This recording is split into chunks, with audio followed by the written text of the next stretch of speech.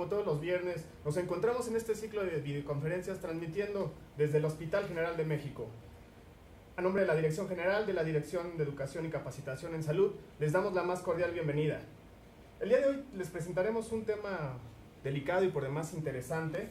El tema es obesidad, síndrome metabólico y diabetes mellitus tipo 2, a cargo del doctor Ismael Javier Chavira López, que es el jefe del Servicio de Endocrinología del Hospital General de México. El doctor, aparte de ser el jefe de servicio, es profesor titular de posgrado también de endocrinología de la Facultad de Medicina de la UNAM. Y bueno, doctor, le damos la más cordial bienvenida a este ciclo de videoconferencias. Agradecemos a la gente que nos sigue por internet, a la gente de CENETEC. Doctor, la dinámica es sencilla, usted expone y al finalizar le pasamos las preguntas para que nos haga favor de responderlas. Bienvenido, el espacio es de usted, doctor. Ok, gracias.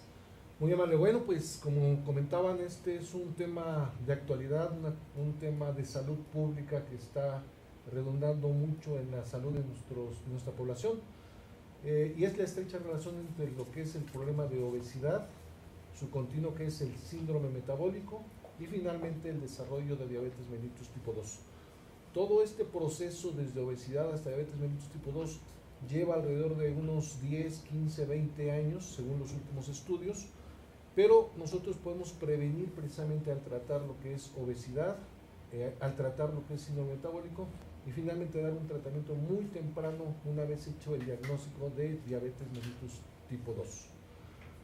Bien, pasamos a la primera diapositiva, por favor.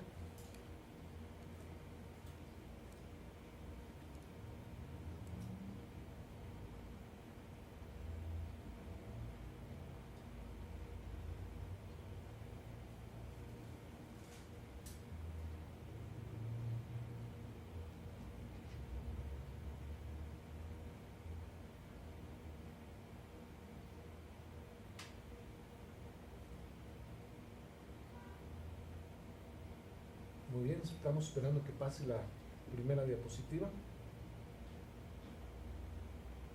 Bien, ahí estamos ya casi.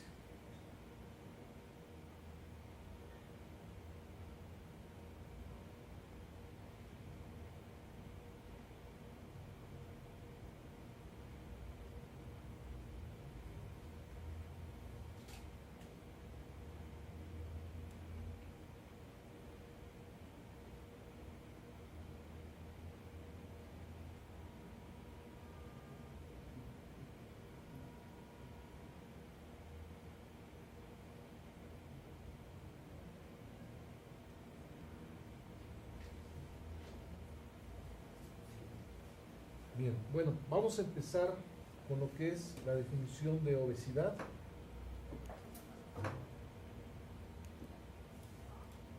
Y primero que nada, ya les comentaba la estrecha relación entre el problema de diabetes y su continuo que es la obesidad, que de hecho hay un término que se ha llamado obesity en Estados Unidos y que lo podemos traducir como el síndrome de diabesidad. Y esto significa la estrecha relación entre el problema de obesidad y su continuo que es diabetes. Tenemos que todo esto va a llevar entre obesidad un manejo integral, un manejo intensivo y un tratamiento temprano. Y siempre hay que ver que nuestro paciente con diabetes ya llevemos un control igual a la persona que no tiene diabetes. Bueno, el término de obesidad pues es un síndrome clínico, lo podemos diagnosticar fácilmente, es crónico porque va a permanecer durante toda la historia de nuestro paciente y algo muy importante es recidivante. Recidivante eso es que el paciente baja de peso con cualquier medio que lleve a cabo, cambio en el estilo de vida, el uso de medicamentos, pero si se descuida vuelve a recaer y entonces es recidivante. Se caracteriza por un exceso de tejido adiposo y corporal, esto a diferencia del aumento de peso que es por medio de tejido muscular, por ejemplo en los que hacen una actividad física importante. Y tiene múltiples alteraciones metabólicas como diabetes tipo 2, elevación de la glucosa de ayunos, problemas de colesterol o triglicéridos, un estado proinflamatorio, disfunción endotelial, sistémica, problemas cardiovasculares, pulmonares, digestivos, articulares, incluso se ha asociado el problema de obesidad a problemas de cáncer en varios niveles. En la mujer, cáncer de mama, cáncer de endometrio, en el hombre, cáncer de próstata, y en ambos sexos lo que es cáncer a nivel de colon o a nivel gástrico. Y también nos lleva a alteraciones psicológicas y muchas otras complicaciones que se están describiendo recientemente. Muy bien. Y aquí tenemos la evolución de lo que es el problema de obesidad, en donde vemos cómo pasamos de un estado activo, de estado de cazadores, a un estado sedentario, con cambio en lo que es la alimentación, sobre todo lo que es comida chatarra, refrescos, y también pasamos a un estado de sedentarismo, en el cual ha llevado precisamente a que se genere este aumento de peso, pero también ha llevado a un fenómeno que es la formación de placas de grasa al interior de las arterias, que es el fenómeno de la aterosclerosis, que finalmente va a llevar a la complicación final del problema de obesidad, que es un infarto al miocardio, una enfermedad vascular cerebral o una enfermedad arterial periférica. Bien, vamos a definir lo que es obesidad. Según la OMS, se calcula si el paciente está en obesidad o no de acuerdo al índice de masa corporal, que es simplemente dividir el peso entre la estatura elevada al cuadrado y lo damos en kilogramos sobre metros al cuadrado. Una vez realizando esta sencilla operación, ya vemos que nuestro paciente cae en varios estados. Sería normal,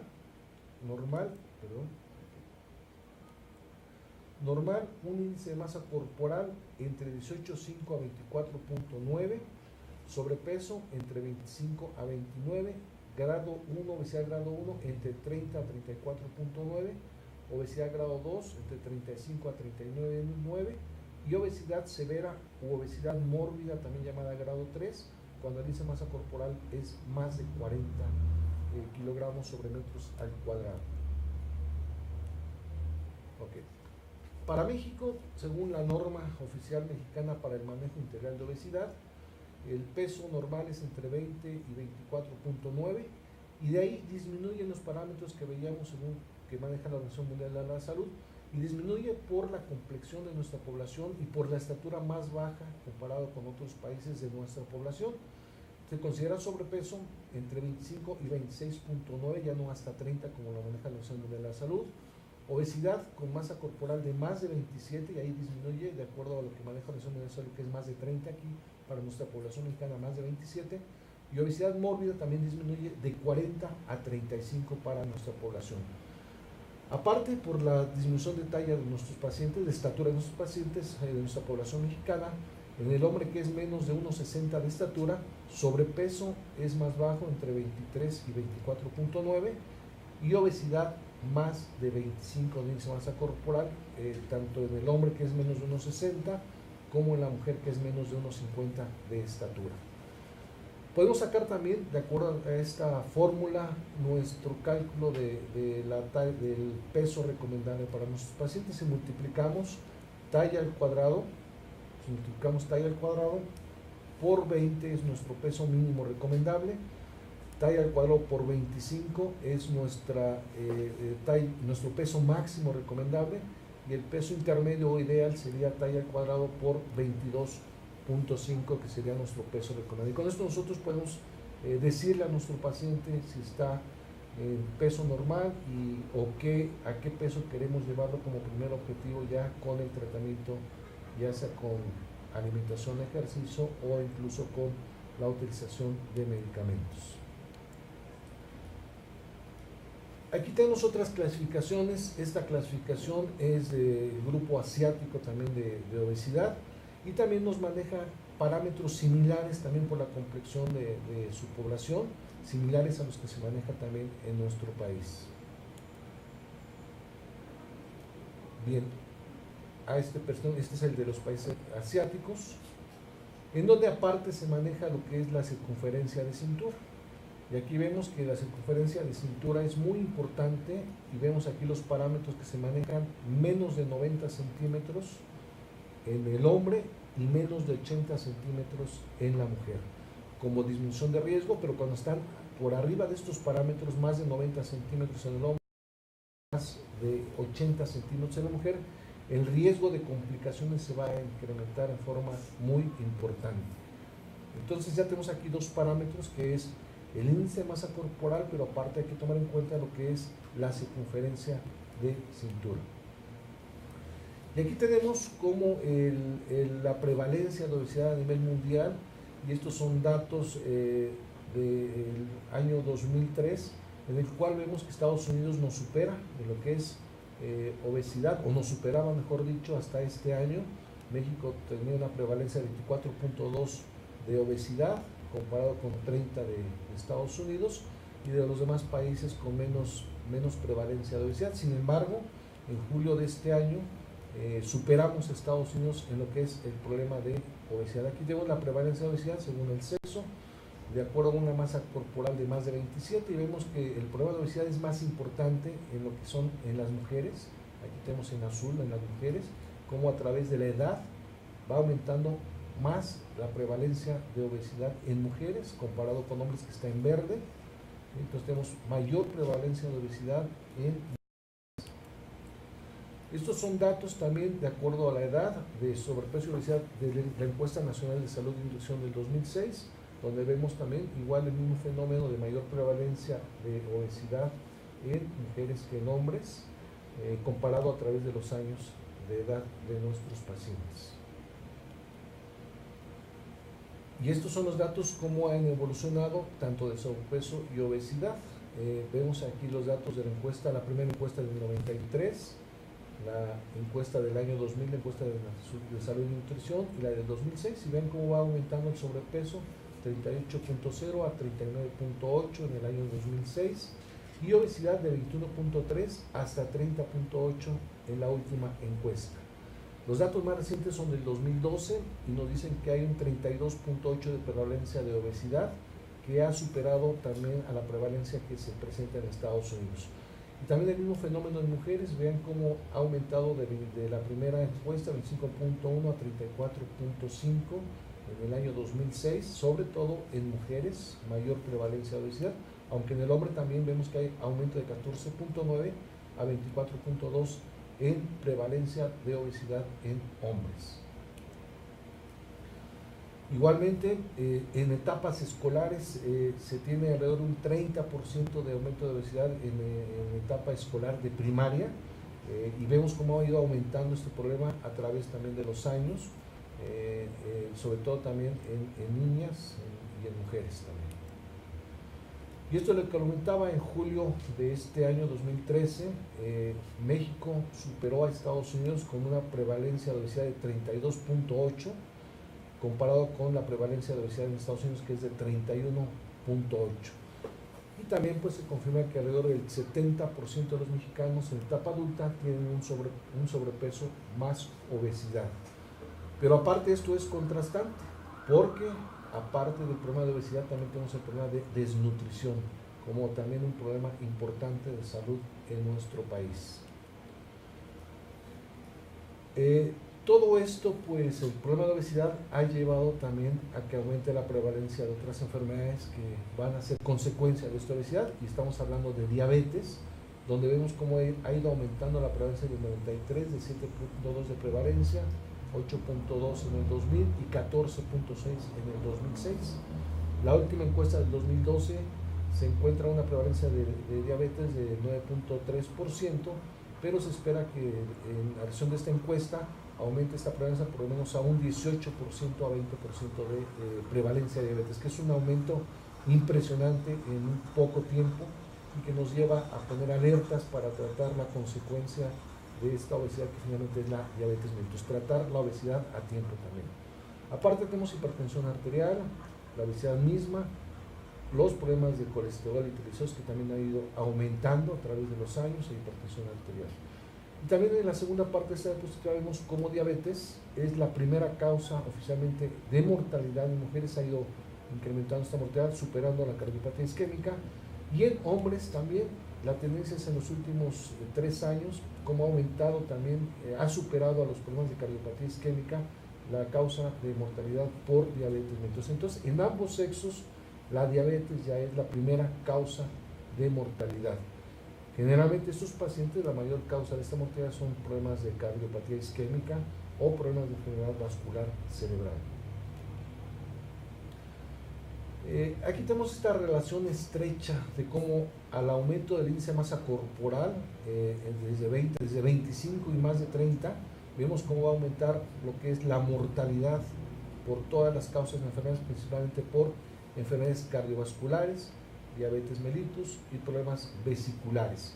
Pero también vemos a niveles de menos de 20 de masa corporal, hay también un aumento de mortalidad por problemas digestivos o por problemas pulmonares.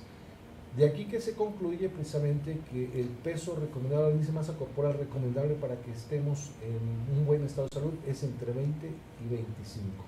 Un índice de masa corporal que se considera normal.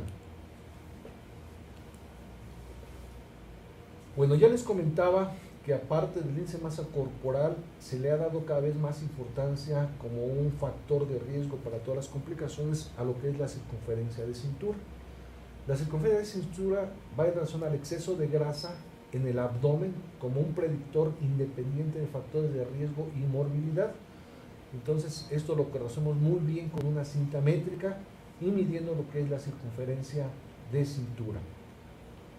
Normalmente esta circunferencia de cintura la medíamos a nivel del ombligo o a nivel de la menor circunferencia de cintura. Sin embargo, actualmente se mide entre lo que es la última costilla y la espina ilíaca antero superior. A este nivel se mide lo que es la circunferencia de cintura y solamente necesitamos una cinta métrica. Aquí lo tenemos ejemplificado. A este nivel vamos a medir lo que es la circunferencia de cintura.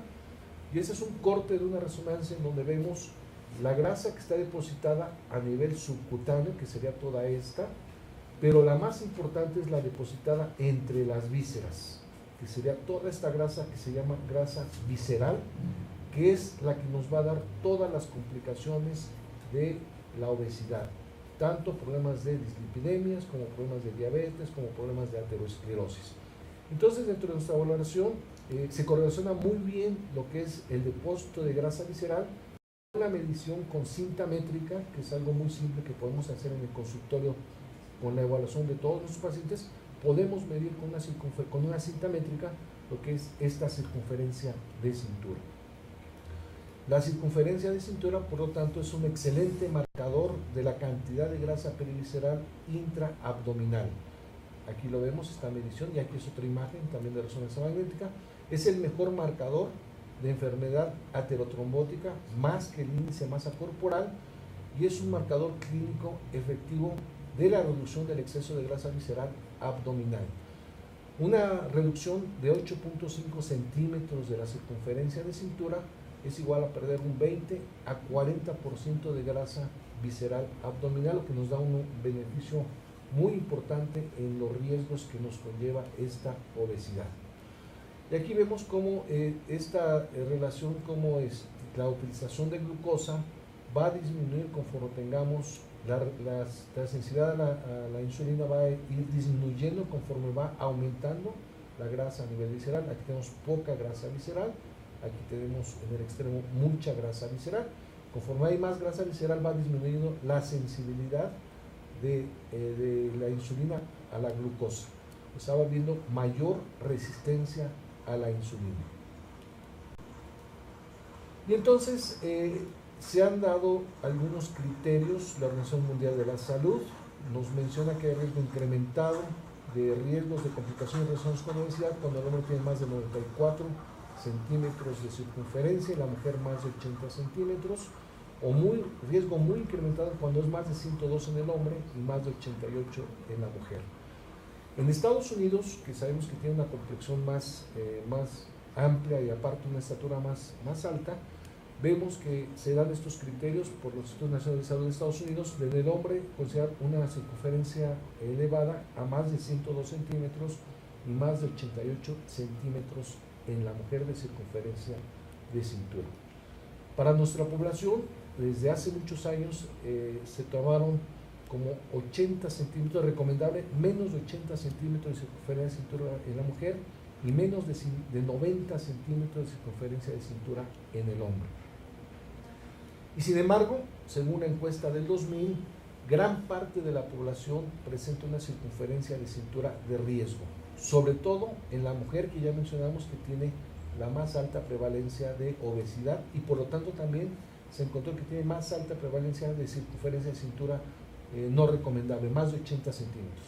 Y aquí revisamos, más de 88 centímetros, 60% de la población en esta encuesta del año 2000, entre 80 y 87 un 20% y menos de 80 centímetros un 18.6%, pero si sumamos la circunferencia de riesgo de más de 80 centímetros, tenemos más del 80% de la población mexicana en mujeres con una circunferencia de cintura de riesgo para todas las complicaciones de diabetes. En el hombre, más de 102, 22.2, más de 94, 24.1, lo que nos da un riesgo de casi la mitad de la población mexicana de hombres tiene también una circunferencia de cintura de riesgo para complicaciones de obesidad. Bien, y vamos a ver por qué se dan todas estas complicaciones. El adipocito es un órgano endocrino que produce muchas sustancias, algunas de las cuales son benéficas, pero la mayoría que nos van a producir todas estas complicaciones.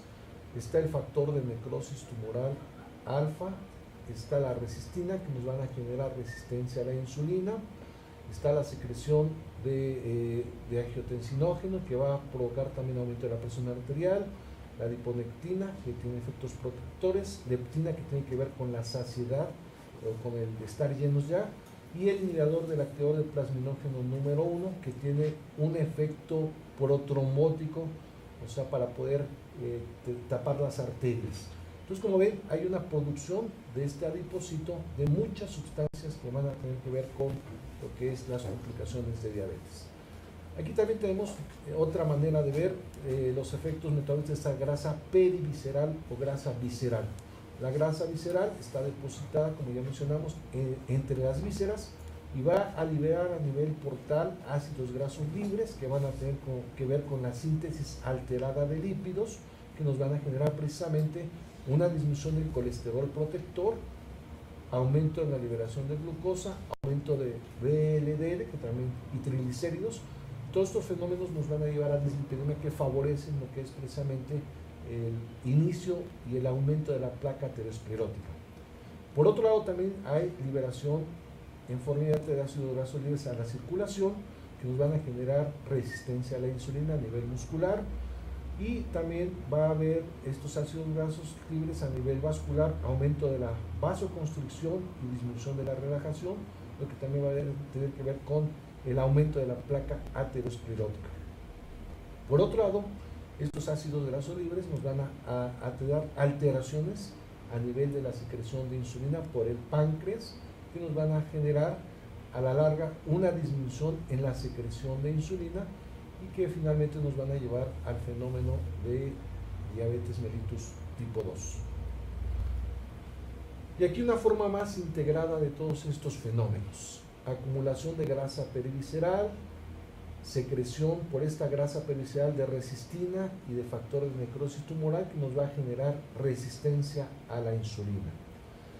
Esta acumulación de grasa perivisceral se ha explicado porque hay una situación también de estrés de la vida diaria que nos lleva a aumento de la secreción de cortisol, que se ha llamado hipercortisolismo funcional.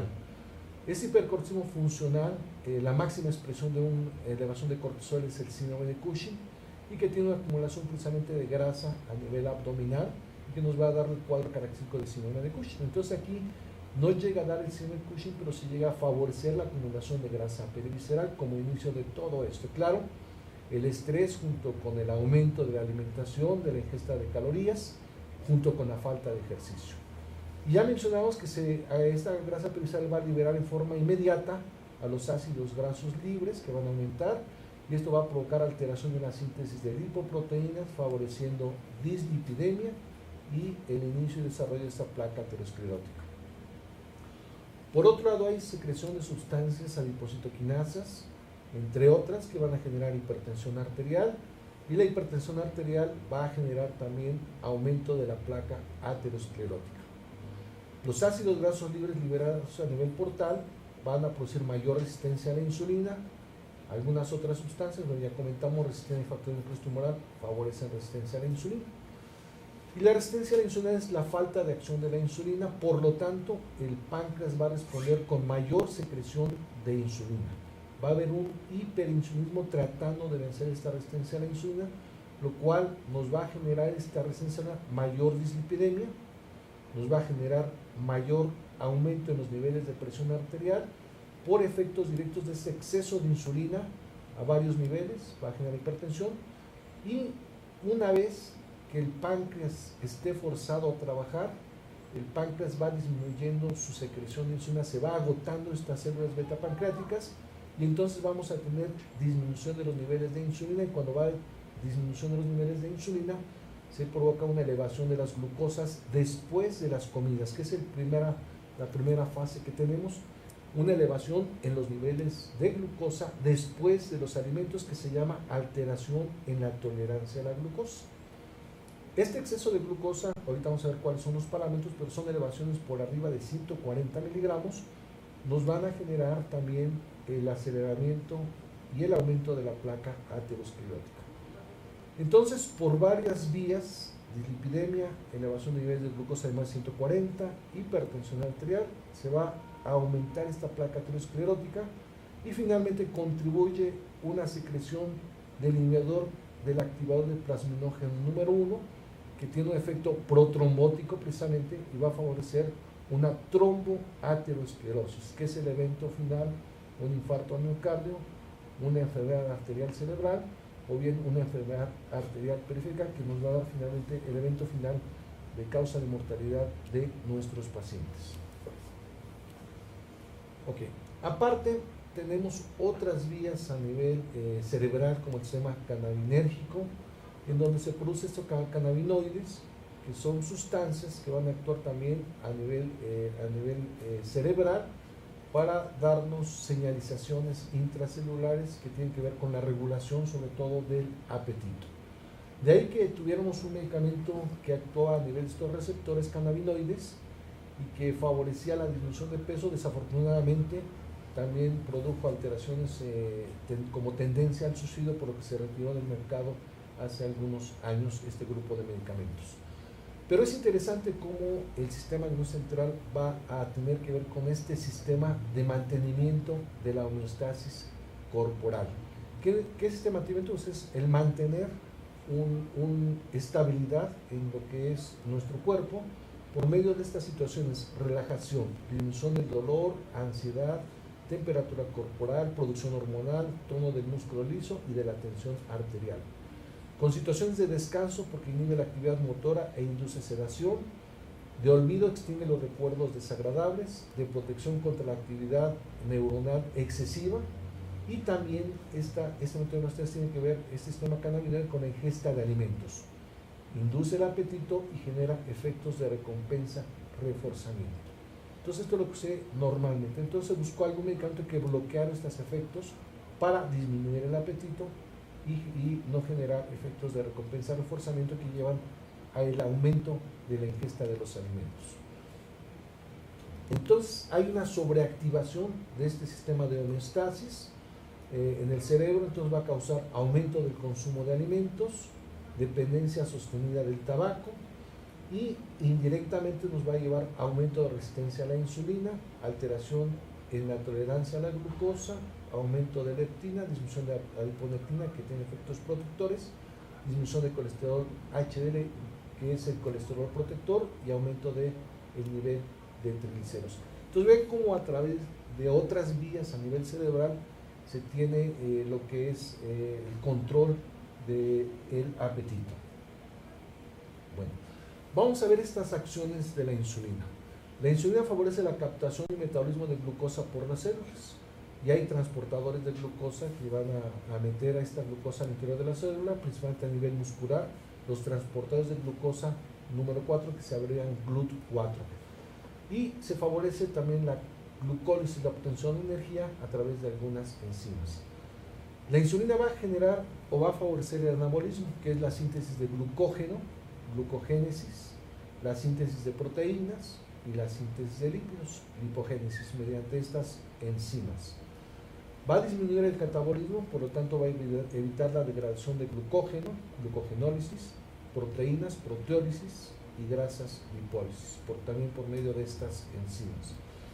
Y por lo tanto va a evitar la formación de glucosa a partir de otros sustratos como es la gluconeogénesis, principalmente a nivel de alanina y de ácidos grasos libres. Y entonces, ¿qué es lo que llamamos resistencia a la insulina? Pues es una respuesta disminuida al efecto fisiológico de la insulina, con defectos en el metabolismo de glucosa, de lípidos, de proteínas y de la función del endotelio vascular. La resistencia a la insulina se va a encontrar casi en el 100% de nuestros pacientes con diabetes tipo 2. Va a afectar al músculo estriado, al hígado y al tejido adiposo.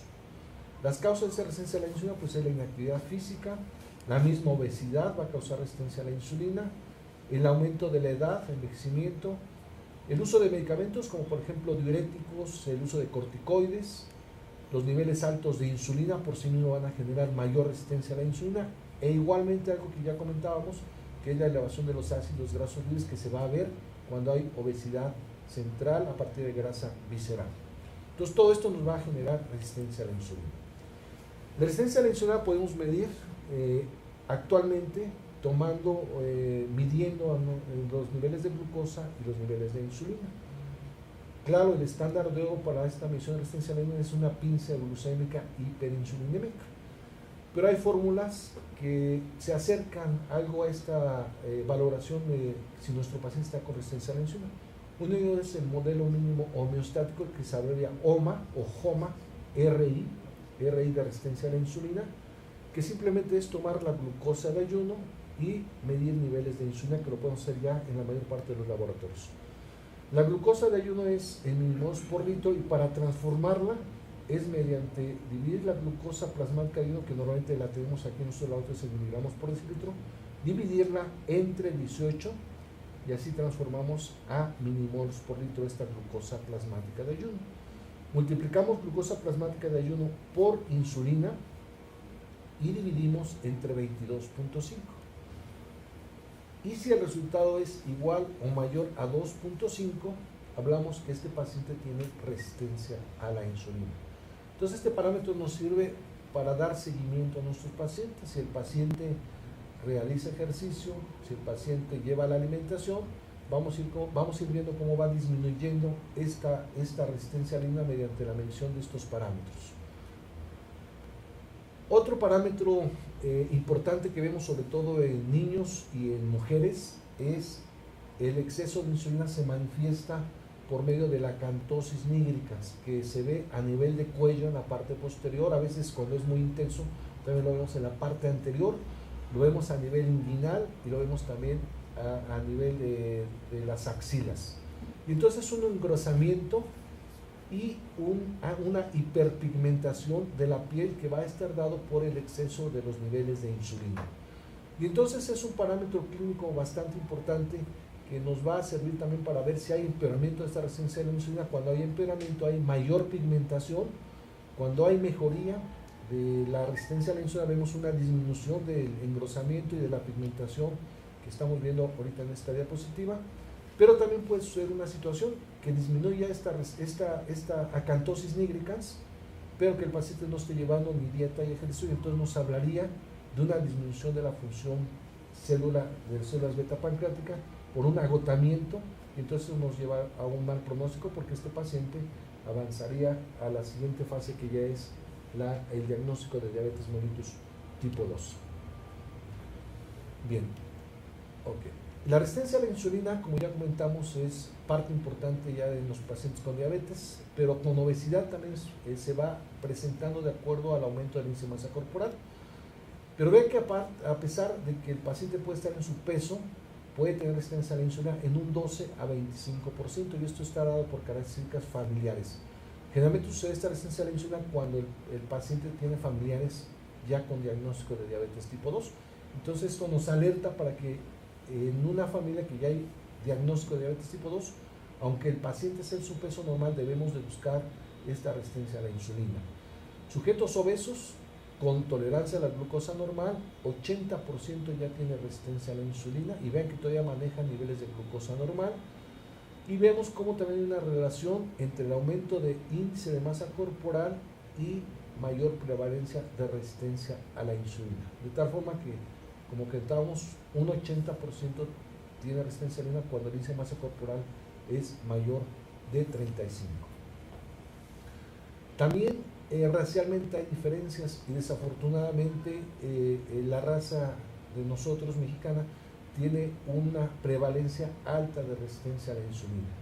Aquí tenemos este estudio que fue hecho en Estados Unidos, donde ven a blancos no hispánicos, que la mayor parte son mexicoamericanos y afroamericanos. Y vean todos los que mayor prevalencia de resistencia a la insulina tienen ya cuando tienen diagnóstico de diabetes mellitus tipo 2 es la raza hispánica, 96%.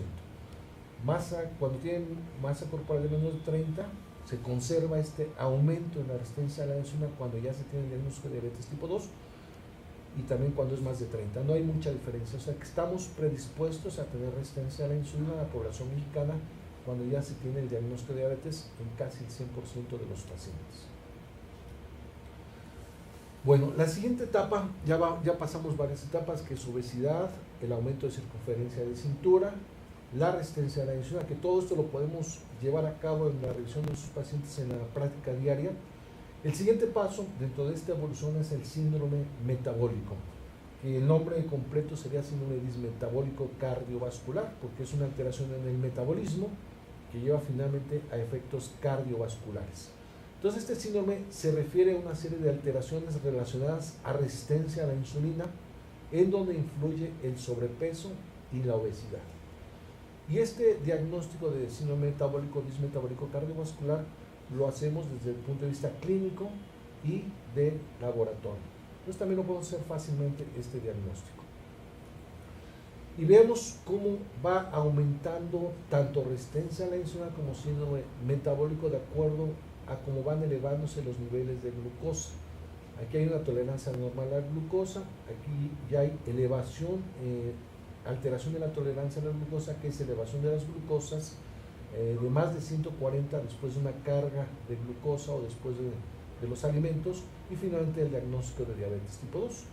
Vean cómo resistencia a la insulina va aumentando conforme llegamos al diagnóstico de diabetes, un 25 hasta un 90, o ya vimos que población mexicana llega hasta el 100%, pero también va aumentando lo que es la presentación del síndrome metabólico, conforme también vamos aumentando los niveles de glucosa hasta llegar finalmente al diagnóstico de diabetes tipo 2. Por eso es la importancia de diagnosticar a tiempo la obesidad, circunferencia de cintura elevada, resistencia a la insulina y finalmente síndrome metabólico. Y no solamente diagnosticar, sino dar un tratamiento oportuno para no llegar finalmente al diagnóstico de diabetes mellitus tipo 2. El síndrome metabólico se definió primeramente por el Grupo de Estudio de Colesterol de los Estados Unidos en el 2001, en mayo del 2001. Nos dieron 5 parámetros que están en blanco. Nos dieron obesidad abdominal, ya no índice de masa corporal, sino directamente circunferencia de cintura de más de 102 en el hombre y más de 88 centímetros en la mujer. Triglicéridos, que es un dato de laboratorio, de más de 150 miligramos.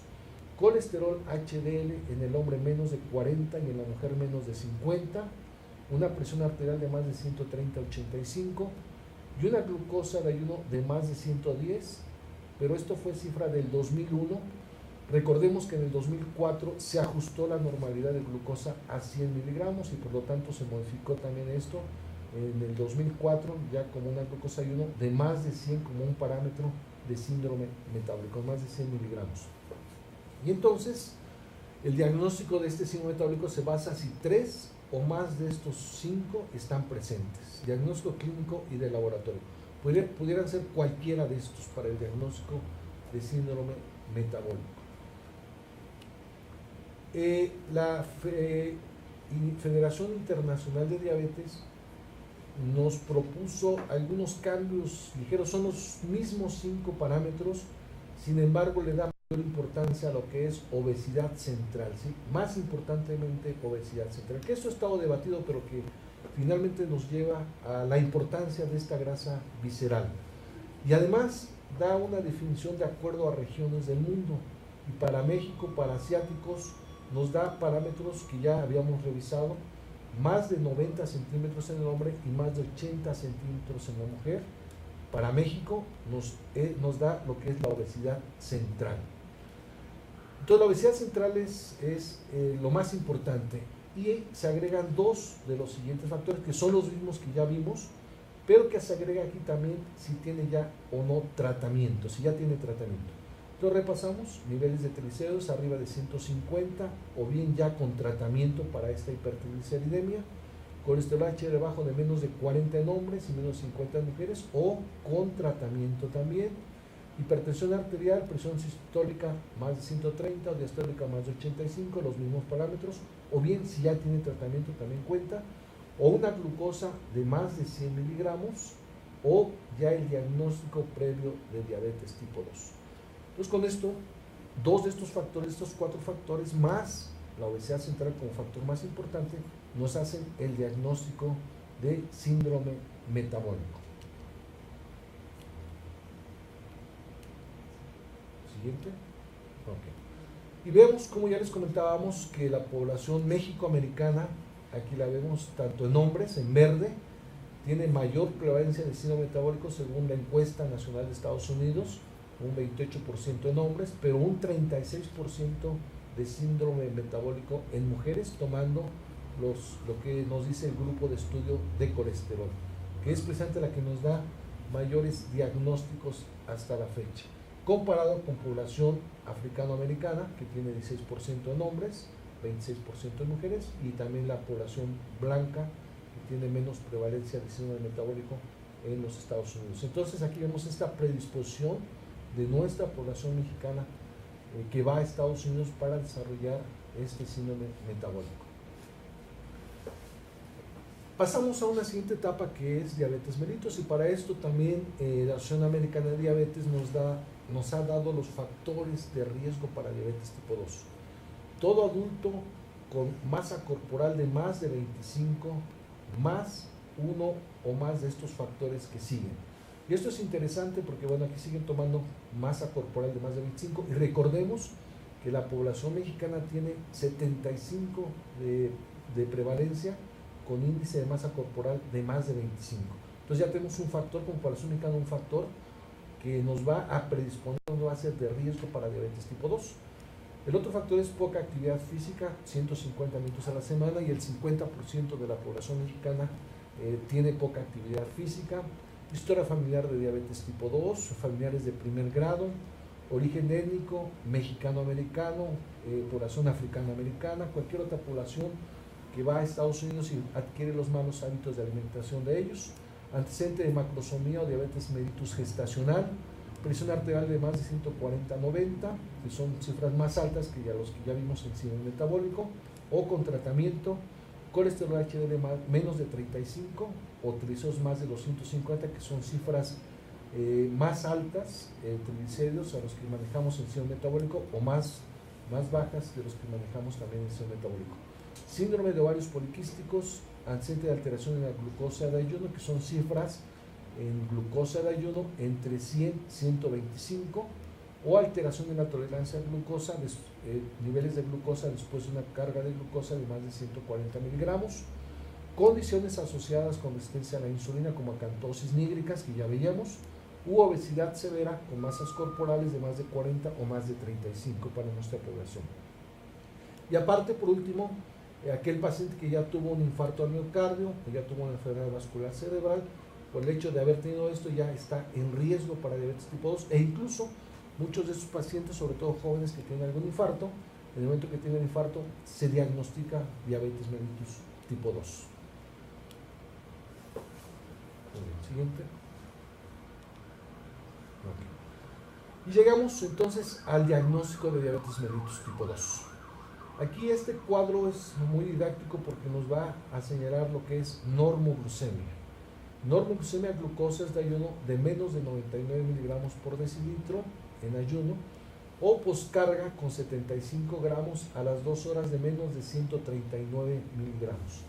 Aquí les quiero comentar que ahora se llama glucosa postcarga, porque la curva de tolerancia a la glucosa que normalmente la hacíamos a basal 30, 60, 90 y 120 minutos, ya no se recomienda como una prueba diagnóstica. Se puede utilizar en estudios de investigación, pero para simplificar y tener menos estrés a nuestro paciente, nada más tomamos una muestra basal, damos 75 gramos de glucosa y a las 2 horas tomamos nuevamente la glucosa, y normal es menos de 139. Diabetes mellitus los diagnosticamos con glucosa de ayuno de más de 126 miligramos. El otro criterio de diagnóstico es glucosa a las 2 horas de la carga de más de 200 miligramos. El tercer método de diagnóstico es síntomas, que son las 4 P's: poliuria, polidipsia, polifagia y pérdida de peso, más una glucosa al azar o casual en cualquier momento del día de más de 200 miligramos. Hay una cuarta posibilidad diagnóstica, que es la hemoglobina glicosilada, que ahorita vamos a ver más adelante. Bien, intermedio entre normoglucemia y diabetes mellitus está lo que llamamos metabolismo de la glucosa alterado, que se ha llamado, igual que síndrome metabólico, un estado de prediabetes, que es un término también muy debatido, no aceptado, depende de diversos grupos, pero que en general este término de prediabetes nos ha dado resultados cuando se lo decimos al paciente, ¿sí? Cuando le decimos al paciente que está en estado de prediabetes, se preocupa, porque sabe que si no lleva cuidados en la alimentación y ejercicio, va a tener el diagnóstico de diabetes mellitus. Entonces nos ha servido en la parte clínica para alertar a nuestros pacientes y de alguna manera que se cuiden. Entonces hay dos situaciones. La primera de ellas se llama alteración en la glucosa de ayuno, que es cifras entre 100 y 125 de glucosa, muy estrechas. Se creía que esto pues, nos iba a llevar a hacer diagnósticos más temprano. Sin embargo, ahora sabemos que esta glucosa de ayuno es lo último que se va a elevar en nuestra historia natural de diabetes. Lo más importante, ya habíamos comentado, es la elevación de la glucosa después de una carga de glucosa o después de los alimentos, lo que llamamos glucosas postprandiales, y que es cifras a las 2 horas entre 140 y 199, y que en muchos libros textos se llama intolerancia a la glucosa, pero que el término es una mala traducción. Realmente no estamos siendo intolerantes con la glucosa, ¿sí? Como sería la intolerancia a la lactosa. Lo que realmente está pasando es que ya estamos manejando mal la glucosa y se llama alteración en la tolerancia a la glucosa. Ya no estamos manejando bien los niveles de glucosa, porque ya hay una disminución en la secreción de los niveles de insulina. Y entonces vamos a tener cifras entre 140 y 199, y que es un estado inmediato casi ya del diagnóstico de diabetes mellitus tipo 2. Entonces, este grupo de pacientes precisamente se han estudiado para hacer prevención de diabetes. A estos pacientes se les ha dado medicamentos como metformina, como Orlistat, como sibutramina. Se ha dado cambio del estilo de vida, y lo que mejores resultados ha dado para no llegar al diagnóstico de diabetes es cambio del estilo de vida, que es la realización de 150 minutos de ejercicio a la semana, que equivale a 20 minutos todos los días o 30 minutos 5 veces a la semana.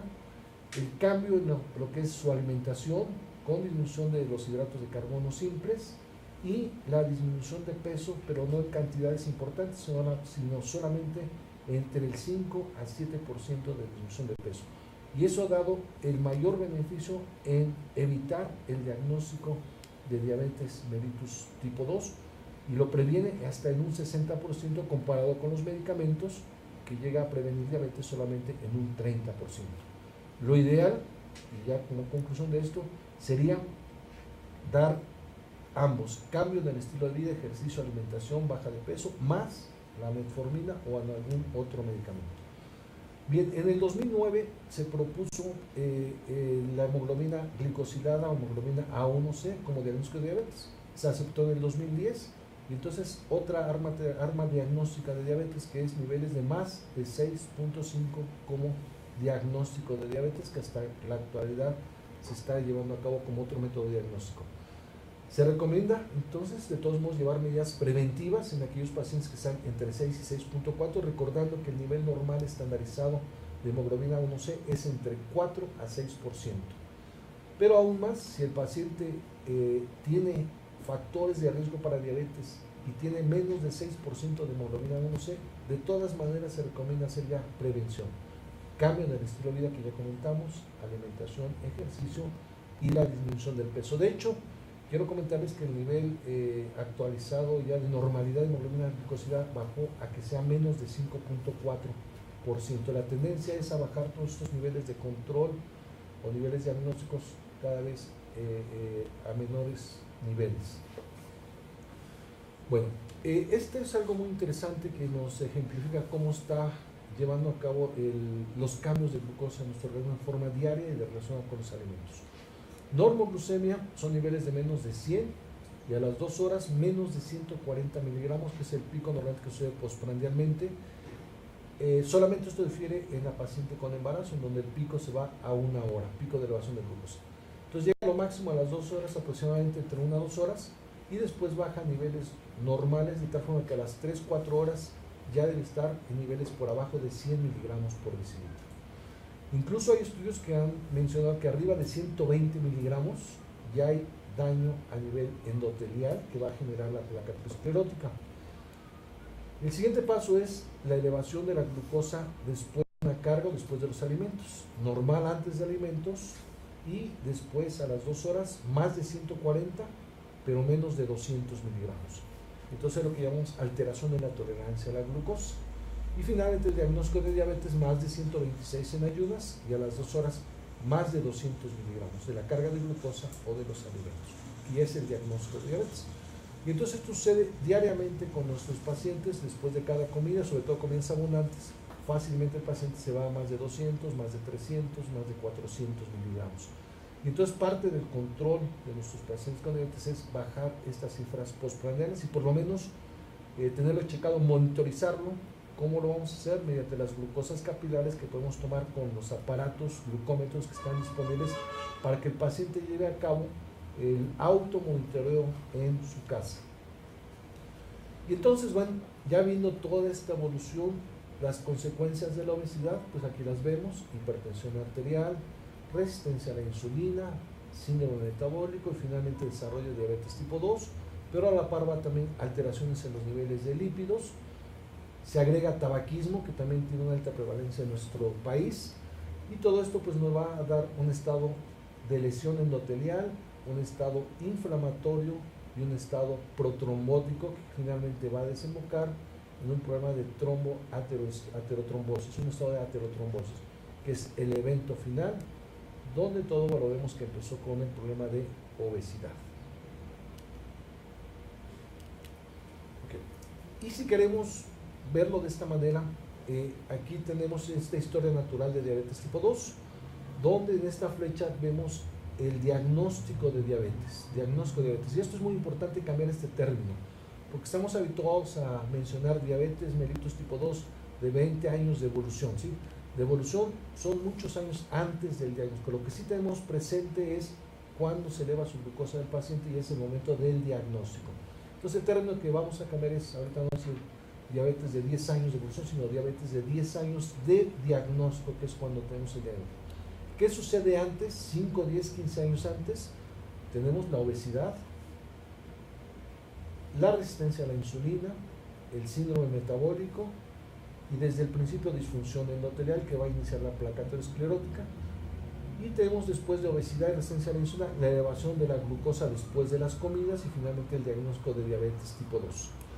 Y por ahí había un término que se había acuñado que es hiperglucemia de difícil control o no controlable. ¿Por qué? Porque aquí vemos el diagnóstico de diabetes con elevación de la glucosa de ayuno, pero mucho antes hay elevación de los niveles de glucosa después de una carga o después de los alimentos.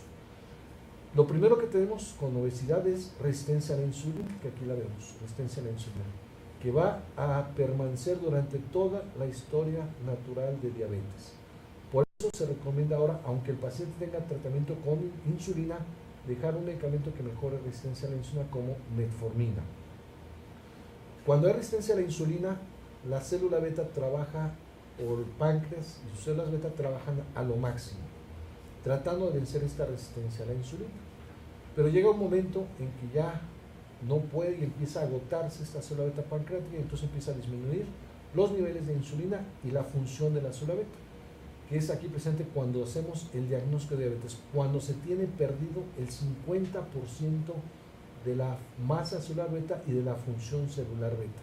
Y esto es interesante porque ahora está cambiando lo que es la tendencia de los tratamientos. Adelantándome un poquito, anteriormente nos decían, bueno, hay que dar dieta y ejercicio, y si no hay control, vamos a agregar un medicamento, si no hay control, agregamos 2 medicamentos, y así progresivamente. Sin embargo, ahora la tendencia, los cambios es, una vez hecho el diagnóstico, hay que empezar con metformina en todos los pacientes. Pero la tendencia no es solamente empezar con un medicamento, sino utilizar 2 o 3 medicamentos desde el diagnóstico de diabetes.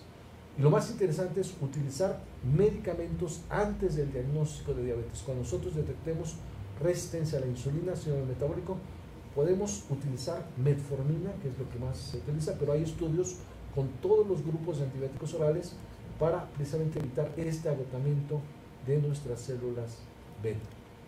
Otra situación interesante dentro de esta historia natural de diabetes es que teníamos esta elevación progresiva e irremediable, de ahí el término de hiperglucemia no controlable o difícil control, niveles de glucosa progresivamente e irremediablemente se van elevando, y esto también visto con los niveles de hemoglobina A1C.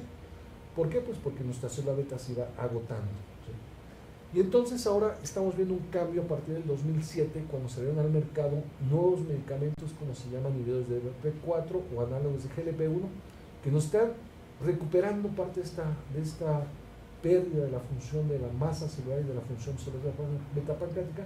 Entonces nos mantiene niveles más estables en lo que es la función, e incluso ganancia un poquito de función y masa celular beta, y por lo tanto los niveles de glucosa y de hemoglobina 1C se mantienen más a través del tiempo, más estables sin este aumento que era irremediable.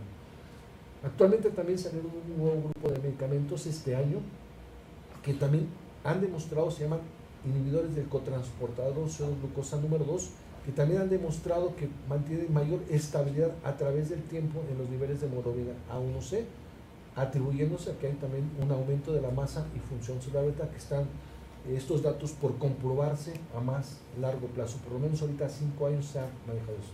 Entonces esto está dando un cambio en la historia natural de la enfermedad.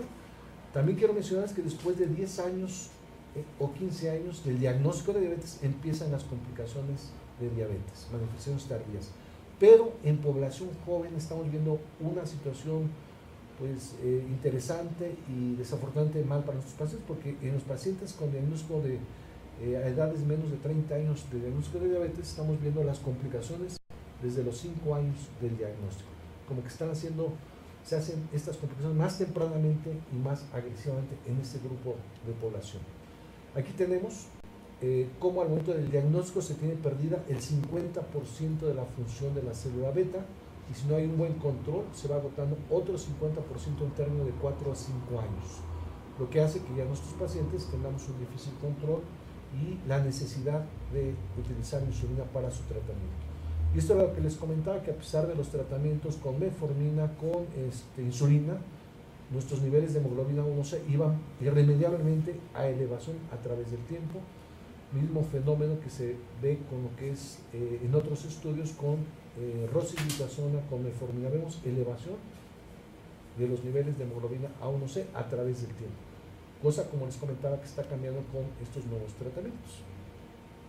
Glucosa de ayuno se va elevando de una tolerancia normal a la glucosa, a la alteración de la glucosa de ayuno y finalmente el diagnóstico de diabetes tipo 2, pero también el volumen o la masa celular beta va disminuyendo. Vean aquí cómo disminuye en forma importante cuando nuestra glucosa está entre 100 y 125, y disminuye en forma más importante cuando ya hay el diagnóstico de diabetes tipo 2. Y finalmente, para concluir y dejarles la importancia del diagnóstico de obesidad, resistencia a la insulina, el diagnóstico de síndrome metabólico, sobre todo un tratamiento oportuno, es que la prevalencia de diabetes en nuestro país ha aumentado. Esta es la última encuesta que se dio en el 2012, donde vemos sobre todo la parte en anaranjado, en Distrito Federal, Estado de México, Veracruz, lo que es Nuevo León, lo que es Durango, cómo es la mayor prevalencia que se encontró de diagnóstico previo, un 10.2 a 12.3, que si lo ajustamos a lo que se ha encontrado en las encuestas, que el 50% de los diagnósticos que se hicieron al momento de la encuesta, entonces esto subiría la prevalencia de diabetes nacional de 9.2 a un 18.4 o incluso en algunas zonas, como son las alejadas, hasta un 20.4 al 24.6% de prevalencia. Como en rojo son los datos de la última encuesta, que ha aumentado sobre todo en población joven, se ve la diferencia con las otras encuestas, y en población de más de 50 años, en rojo, con el aumento de esta prevalencia. Y en esta última encuesta nos mencionan que 75% de los pacientes están en descontrol, con hemoglobinas A1C por arriba del 7%, lo recomendable es que esté abajo del 7%. Recordemos que en la anterior encuesta del 2006, 95%, que soy muy alarmante, eso estaba en descontrol con hemoglobinas A1C de más del 7%, y 60% de ellos con hemoglobinas A1C de más de 10%, por lo tanto, pues esto nos está generando complicaciones de diabetes en forma alarmante. 47% de los pacientes con diabetes tipo 2 tienen hipertensión arterial sistémica y 7 de cada 10 mexicanos tienen sobrepeso u obesidad. Por eso la oportunidad que tenemos, pues, de evitar todos estos diagnósticos de diabetes es de dar un tratamiento oportuno a aquellos pacientes que están con obesidad y con sobrepeso. Muy bien. Bien, un tema por demás interesante, doctor. Me parece que hay que poner mayor atención a veces a las políticas gubernamentales de salud, ¿no? Porque a veces se limitan únicamente a la restricción, como lo es el caso de las comidas chatarra en las escuelas, ¿no? Y me parece que el problema es más estructural, ¿no? Hay que hacer verdaderamente una campaña de prevención y una activación del deporte en el país. Sería como ya vimos o como lo comentamos, lo que más efectos dio en prevenir diabetes fue realización de ejercicio de manera rutinaria, 20 minutos todos los días o 30 minutos 5 veces a la semana, que es algo, muchos pacientes nos dicen, es que no tengo tiempo por el trabajo, pero dedicarse 20 minutos todos los días es algo que les va a ayudar mucho. Y aparte hacer cambios en la alimentación, los cambios en la alimentación más importantes, ahorita que está todo esto de las reformas, es disminución de comidas con mucho hidrato de carbono simple. Estamos hablando prácticamente de bajar el pan dulce, bajar o quitar los refrescos, sustituirlos por agua, disminuir o quitar el azúcar, o la miel incluso, que también mucha gente quita el azúcar pero se va por la moscabada o por la miel que tiene muchas calorías, disminución de la comida chatarra, que es algo que también se está buscando, aumento del consumo de verduras y limitación, no quitar, sino limitación de lo que es el pan o tortillas y limitación de lo que es las frutas. Sí, conlleva también un verdadero plan de nutrición, ¿no? Pero exactamente. Sobre todo para una población como la mexicana, que no estamos acostumbrados muy bien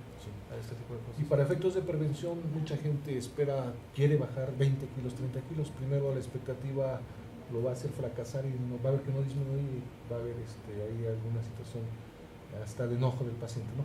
Lo que recomendamos es bajar el 5 al 7% nada más. Un paciente que pesa 80 kilos, lo que nos baje 4 a 6 kilos va a ser suficiente para evitar progresión de diabetes. Ok, muchísimas gracias, doctor. Abrimos el foro de preguntas. No sé si la gente de Cenetec tenga alguna pregunta para el doctor.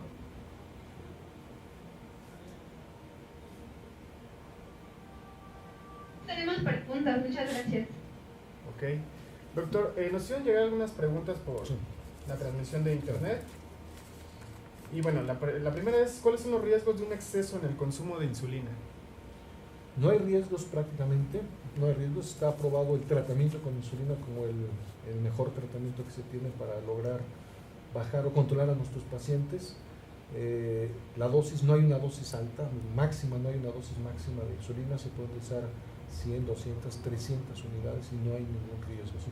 El riesgo que podemos tener es que cuando el paciente no come a sus horas o por alguna razón tiene diarrea, el estarse poniendo la misma cantidad de insulina puede bajar los niveles de glucosa y llevarnos a una hipoglucemia que sí puede ser ahí un riesgo severo. ¿Sí?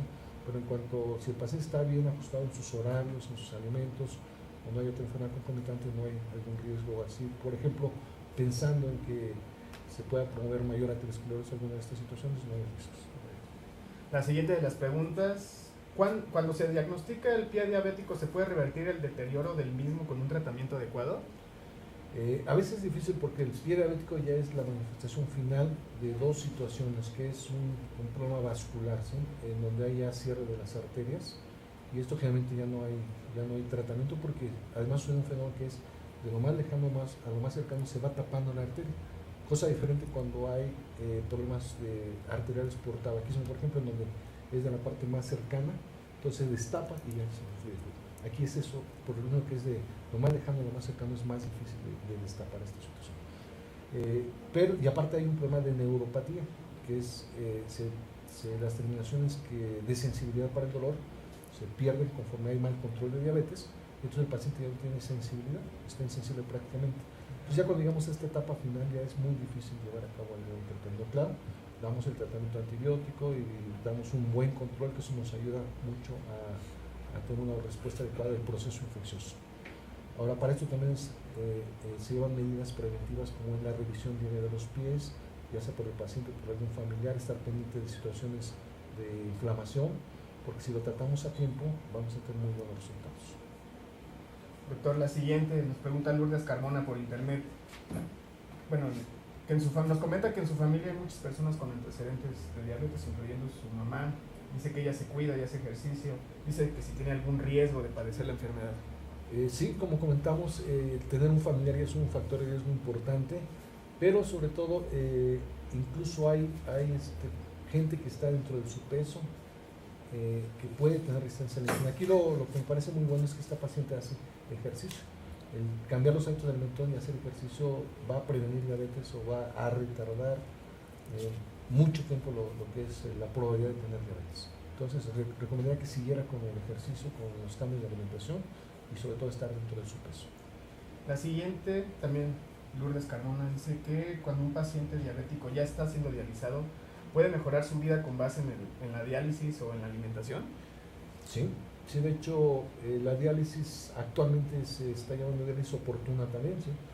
Anteriormente la diálisis se dejaba ya hasta lo último, ahora están haciendo lo más tempranamente posible el paciente para mejorar la calidad de vida del paciente.